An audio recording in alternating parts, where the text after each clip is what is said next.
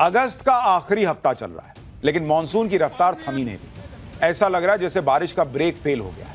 पहाड़ों पर तो सबसे ज्यादा मुश्किल आ रखी है। उत्तराखंड, हिमाचल से लेकर जम्मू कश्मीर तक बैक टू बैक बादल फट रहे हैं। जहां देखो वहीं आसमान गिरने की तस्वीरें आ रही। पहाड़ों से रोज चीख पुकार का शोर सुनाई दे रहा है। कहीं पुल बहे जा रहे हैं तो कहीं गाड़ियां बहती हुई दिखाई दे रही। नदियां और पहाड़ी नालों में ऐसा उफान है कि अपने साथ सब कुछ बहाए ले जा रही। पहाड़ी इलाकों में एक तरफ जहां बारिश रुकने का नाम नहीं ले रही, तो वहीं लैंडस्लाइड वाली आफत मौत बनकर बरस रही। जगह जगह सड़कें बंद हैं। जो लोग सड़कों पर फंसे हैं उनकी भी जान आफत में।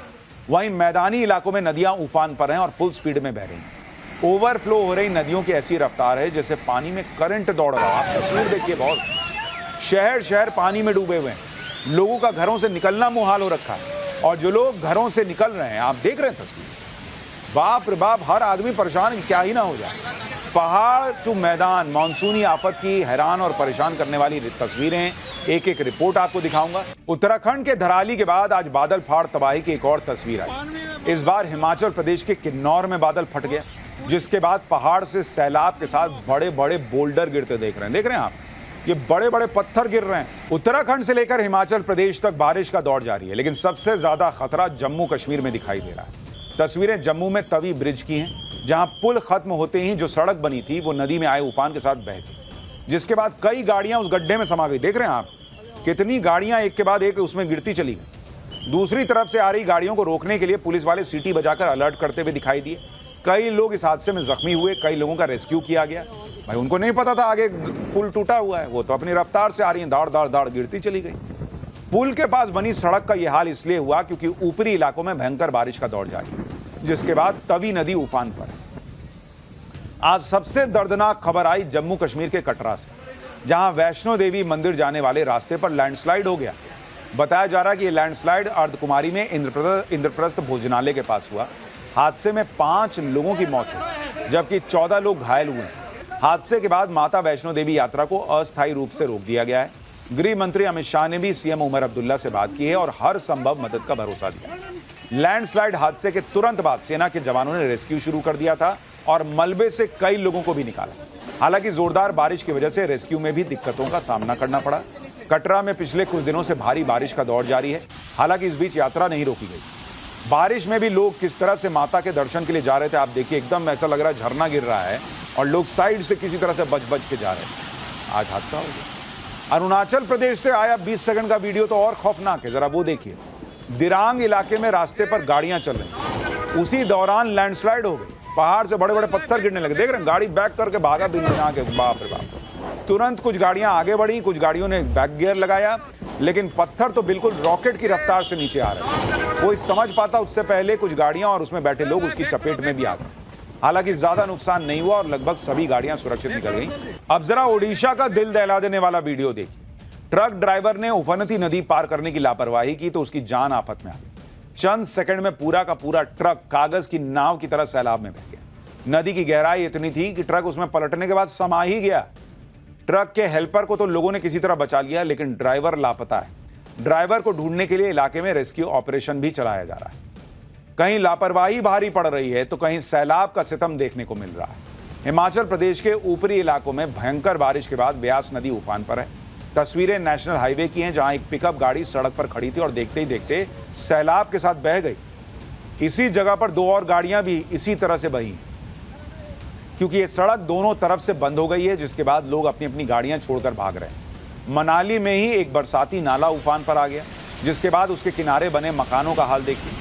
ये मकान कभी भी सैलाब के साथ बह सकते हैं। ऐसे में प्रशासन ने यहाँ के सभी मकानों को खाली करा लिया है। सबसे बुरा हाल तो ब्यास नदी के किनारे बसे लोगों का है। देखिए ये रेस्टोरेंट, अब इसकी सिर्फ आगे की दीवार खड़ी है, पीछे का पूरा हिस्सा गायब हो गया। पीछे बना पूरा रेस्टोरेंट बाढ़ में बह गया। शेरे पंजाब आगे से तो पूरा शेर की तरह खड़ा है, यानी आगे से शेर, पीछे से ढेर। लगातार बारिश के बाद यह हाल है कि ब्यास नदी चंडीगढ़ मनाली नेशनल हाईवे पर बह रही, जिसके बाद कई जगहों पर पूरी की पूरी सड़क बह गई। ये देखिए, नदी में ऐसा उफान है कि देखकर डर लग जाए। इसके बाद एहतियातन पूरे प्रशासन ने हाईवे को बंद कर दिया। कुल्लू और मनाली में हर जगह पानी ही पानी है, पूरा शहर पानी में डूबा हुआ है। अभी भी बारिश का दौर रुक नहीं रहा। ऐसे में लग रहा है कि 2023 से भी बड़ी तबाही ना आ जाए। और लगातार आप तस्वीरें देखिए बॉस, कितनी भयावह तस्वीरें। इसके पहले वाली तस्वीर दिखाइए, किस तरह से नदी का जो रौद्र, ये देखिए जरा, इसको फुल फ्रेम सुनाइए, आवाज सुनाइए।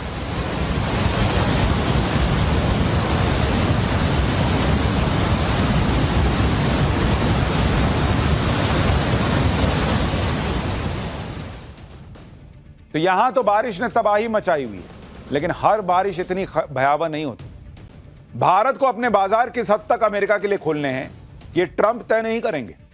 आप सोचिए, जिस वक्त ट्रंप के टैरिफ से बचने के लिए कई देश ऑलमोस्ट सरेंडर मोड में, ट्रंप को बड़ी बड़ी डील ऑफर कर रहे हैं, उस वक्त भारत ने ट्रंप के टैरिफ के आगे झुकने से इनकार कर दिया। उल्टे खबर तो यह आ गई है कि पीएम मोदी तो ट्रंप का फोन तक नहीं उठा रहे। और यह हम नहीं कह रहे हैं, इंटरनेशनल मीडिया कह रही है कि ट्रंप फोन करते रह गए, मोदी ने जवाब ही नहीं दिया। उसके बारे में आगे बताऊंगा डिटेल से, क्योंकि राहुल गांधी तो कह रहे थे कि ट्रंप का एक फोन आया और मोदी ने सरेंडर कर दिया ऑपरेशन सिंदूर के बाद। लेकिन आप यह भी देखिए कि इधर भारत पर ट्रंप का अतिरिक्त टैरिफ लगने वाला है, उधर पीएम मोदी ट्रंप की टैरिफ का तोड़ निकालने में लगे हैं। लॉन्ग टर्म समाधान पर काम कर रहे हैं। पीएम मोदी भारत को मैन्युफैक्चरिंग हब बनाने में लगे हैं, आत्मनिर्भर बनाने में लगे हैं, भारतीय प्रोडक्ट्स के लिए वैकल्पिक बाजार तलाशने में लगे हैं। रूस और चीन तो पहले ही भारत को ऑफर दे चुके हैं कि अपना प्रोडक्ट हमारे यहां भेज दो भाई, क्या दिक्कत है। ट्रंप के टैरिफ वॉर के बीच पीएम मोदी कुछ ही दिनों में चीन भी जाने वाले हैं। चीन भी पीएम मोदी के स्वागत के लिए गजब तैयारी में जुटा हुआ है, उसके बारे में बताऊंगा। लेकिन पीएम मोदी के चीन जाने से पहले ट्रंप ने नई धमकी दे डाली। यह नई धमकी क्या है? क्या अब भारत का साथ दे रहे चीन को भी ट्रंप ठोकने पर आ गए हैं? कैसे पीएम मोदी ने ट्रंप को आईना दिखाया है? भारत क्या कर रहा है और कौन सी बड़ी बड़ी मीटिंग्स हो रही हैं इस टैरिफ के लगने के पहले, सब आपको विस्तार से बताऊंगा। पहले एक झलक देखिए।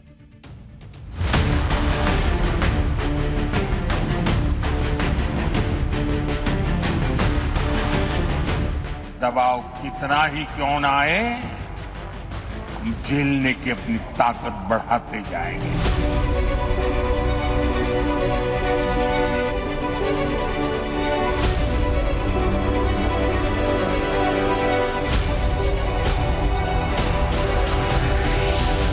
We have incredible cards, but I don't want to play those cards. That would, if I played those cards, that would destroy China.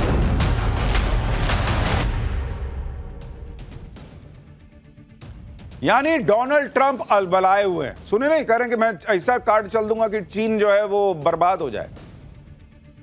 ये उनकी अलबलाहट का नतीजा है। 20 दिन तक उन्होंने इंतजार किया, भारत तो झुका नहीं।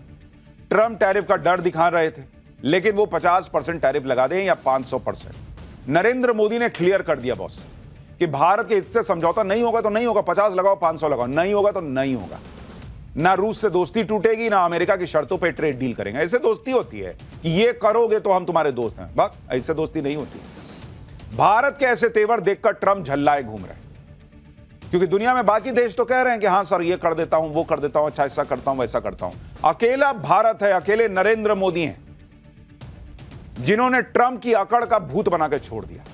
दुनिया में इस बात की चर्चा हो रही है कि ट्रंप बार बार पीएम मोदी को फोन करते रह गए, लेकिन नरेंद्र मोदी ने उन्हें भाव ही नहीं दिया। जर्मनी के न्यूज़पेपर फ्रैंकफर्टर आलगेमाइने साइटुंग ने एक रिपोर्ट छापी है और उस रिपोर्ट में उसने दावा किया है कि डोनाल्ड ट्रंप ने करीब 4 बार फोन पर पीएम मोदी से बात करने की कोशिश की, लेकिन पीएम मोदी ने ट्रंप से बातचीत ही नहीं की। रिपोर्ट में दावा किया गया है कि कुछ हफ्तों में ट्रंप ने 4 बार पीएम मोदी से बातचीत करने की कोशिश की, लेकिन हर बार पीएम मोदी ने फोन पर बात करने से इनकार कर दिया। अखबार ने दावा किया कि मोदी की तरफ से लगातार बातचीत से इनकार करना उनकी गहरी नाराजगी और उनकी सोची समझी रणनीति दोनों को दर्शाता है। अखबार ने लिखा कि डोनाल्ड ट्रंप ने अपनी यूजुअल टैक्टिक्स का इस्तेमाल कर दूसरे देशों को परेशान किया, लेकिन पीएम मोदी इस प्रेशर में नहीं आए। जर्मन अखबार ने अपनी रिपोर्ट की headline the, Trump calls but Modi doesn't answer, यानी ट्रंप कॉल करते रह गए मगर मोदी ने जवाब ही नहीं दिया। अखबार ने यह भी बताया कि ट्रंप ने वियतनाम के साथ यही खेल किया था। ट्रेड डील तय होने के बाद वियतनाम के नेता को फोन किया और डील की शर्तें बदलवा डाली और बिना कुछ फाइनल हुए सोशल मीडिया पर इसका ऐलान कर दिया। अखबार ने दावा किया कि पीएम मोदी ट्रंप के इस जाल में फंसना नहीं चाहते। यानी नरेंद्र मोदी का हिसाब क्लियर है कि कायदे से बात करोगे तो दोस्तों वाली बात होगी। मुनीर को लंच करा दूंगा, साथ में फोटो नहीं खिंचाओगे तो अलबला के ये कर दूंगा, वो कर दूंगा, मैंने सीज फायर कराया, मैंने ये कर दिया, वो कर दिया। ये अलबलाए दोस्तों से भारत दोस्ती नहीं करता भाई। कायदे में रहो, तुम फायदा अपना देखना चाहते हो, अच्छी बात है, लेकिन उसका एक तरीका है ना। दोस्त बोलते हो और फिर कहोगे कि तुमको नीचा दिखा के हम दोस्ती निभाएंगे, ये भारत में नहीं चलता। नरेंद्र भाई, ये भारतीय मीडिया नहीं बोल रही है, ये जर्मनी की मीडिया बोल रही है कि 4 बार ट्रंप ने ये टैरिफ लगाने के बाद मोदी को फोन किया, मोदी ने कहा नहीं, बात ही नहीं करनी चाहता। यानी नरेंद्र मोदी का मैसेज क्लियर है, ट्रंप को जो करना है वो करे, भारत को जो करना है भारत वही करेगा। अगर अमेरिका को भारत की जरूरत नहीं है तो भारत को भी अमेरिका के पीछे पीछे घूमने का कोई शौक नहीं। भारत के पास दूसरे विकल्प भी हैं। पुराना दोस्त रूस है और भारत की दोस्ती के लिए इस वक्त चीन बिछा पड़ा है। जापान के बाद पीएम मोदी चीन के दौरे पर जाएंगे। चीन में पीएम मोदी के स्वागत की गजब तैयारियां चल रही हैं। पीएम मोदी 30 अगस्त और 1 सितंबर के बीच चीन में एससीओ सांघाई कोऑपरेशन ऑर्गेनाइजेशन की मीटिंग में हिस्सा लेंगे। इस मीटिंग को खास बनाने के लिए चीन जबरदस्त तैयारी कर रहा है, क्योंकि ये एक ऐसा मौका है जब पीएम मोदी रूस के राष्ट्रपति पुतिन समेत 20 देशों के नेता चीन में होंगे। जब एससीओ के मंच पर भारत, रूस और चीन के नेता एकजुट होंगे तो इस शक्ति प्रदर्शन का सीधा मैसेज ट्रंप को जाएगा। इसलिए चीन इसमें कोई कोर कसर नहीं छोड़ना चाहेगा। इस समिट को लेकर चीन के एक्सपर्ट्स कह रहे हैं कि शी जिनपिंग इस मौके को इस तरह पेश करेंगे कि ट्रंप के टैरिफ के बावजूद चीन, ईरान, रूस और अब भारत पर भी इसका ज्यादा असर नहीं पड़ा है। जैसे ब्रिक्स देशों की बैठक को देखकर ट्रंप परेशान होते हैं, ठीक वैसे ही एससीओ की मीटिंग में भी होगा। इस समिट को लेकर चीन का कहना है कि साल 2001 एससीओ की स्थापना के बाद से इस साल का समिट सबसे बड़ा होने वाला है। चीन को लग रहा है कि समिट से नया वर्ल्ड ऑर्डर बनेगा और इसलिए वहां जबरदस्त तैयारियां चल रही हैं। चीन मोदी और पुतिन की ग्रैंड वेलकम की तैयारी में लगा है। उधर भारत चीन की नई दोस्ती डोनाल्ड ट्रंप को चुभ रही है। कई दिनों से चीन पर नरम पड़े ट्रंप ने अब चीन को बर्बाद करने की धमकी दे दी। इस आदमी को समझ ही में नहीं आ रहा भाई कि ये नया वर्ल्ड ऑर्डर बन रहा है, मैं तुमको बर्बाद कर दूंगा, मैं तुमको बर्बाद कर दूंगा, मैं तुमको बर्बाद कर, ऐसे नहीं चलता है। सबको बर्बाद करने के चक्कर में खुद बर्बाद हो जाओ। अमेरिकी राष्ट्रपति ने अब चीन को धमकाते हुए कह दिया है कि वो चीन को बर्बाद कर सकते हैं। उनके पास ऐसे कार्ड्स हैं जिसे वो अगर चल दे तो चीन बर्बाद हो जाएगा। सुनिए एक बार भाई साहब को, फिर बताऊंगा ट्रंप चीन पर इतना भड़के हुए क्यों। We're going to have a great relationship with China. I mean, it's happening. You see it. It's happening. They have some cards. We have incredible cards, but I don't want to play those cards. That would, if I played those cards, that would destroy China. I'm not going to play those cards. Trump का चेहरा, उतरा हुआ चेहरा बता रहा है कि उनके बातों का कॉन्फिडेंस खत्म होता जा रहा है। कह रहे हैं कि हमारा चीन से अच्छा रिश्ता चल रहा है, लेकिन मेरे पास ऐसे कार्ड्स हैं कि चल दूं तो चीन बर्बाद हो जाएगा। मैं वो कार्ड चलना नहीं चाहता। तो जिसका अच्छा रिश्ता चलेगा वो धमकी देगा। ये धमका ना रहे हो आप चीन को। चीन पर ट्रंप के गुस्से की वजह रेयर अर्थ मैग्नेट्स है, जिस पर चीन का वर्चस्व है। ट्रंप धमकी दे रहे हैं कि अगर चीन ने अमेरिका को पर्याप्त मात्रा में मैग्नेट्स की सप्लाई नहीं की तो वो चीन पर 200% टैरिफ लगा देंगे। यह वही ट्रंप है जिन्होंने 12 अगस्त को ही चीन पर अतिरिक्त टैरिफ को 90 दिन के लिए टाल दिया था, लेकिन अब चीन को 200% टैरिफ की धमकी दे रहे हैं, वो भी तब जब पीएम मोदी चीन जाने वाले। भारत और चीन की दोस्ती बढ़ रही और यही वजह है कि ट्रंप की नई धमकी को चीन और भारत की दोस्ती से भी जोड़कर देखा जा रहा है।